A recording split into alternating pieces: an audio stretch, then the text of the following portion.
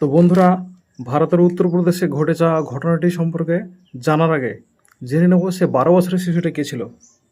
12 বছরের সুনীল সিং ছিল ভারতের উত্তরপ্রদেশের বাহরাইচের গরিব ফ্যামিলির এক সন্তান। 3টি বোন ও একমাত্র ভাই ছিল সুনীল সিং। ফ্যামিলির অবস্থা অত্যন্ত শোচনীয় থাকায় সে তার চাচার কাছে থাকতো। তো চলো জেনে নেওয়া যাক ঘটনাটি কী ছিল, কী ঘটেছিল সেদিন।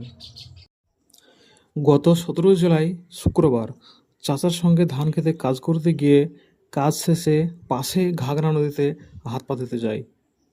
দুর্ভাগ্যবশত নদীর শান্ত পানিতে অজানা এক অশান্ত কুমির ঝাঁপিয়ে পড়ে 12 বছর বয়সী সেই সুনীল সিংয়ের উপর। প্রাণ বাঁচাতে চেঁচিয়ে ওঠে সুনীল ও তার চাচা।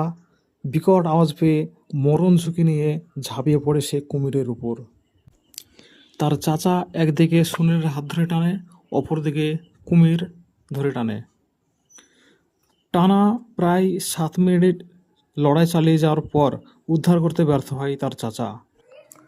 এরপর এলাকাবাসী ও স্থানীয় পুলিশের সাহায্য নিয়ে টানা 5 ঘন্টা লড়াই করার পর উদ্ধার করা হয় সুনীলের মৃতদেহ। বর্তমানে সরকার তার ফ্যামিলিকে 4 লক্ষ টাকা অনুদানের আশ্বাস দিয়েছেন।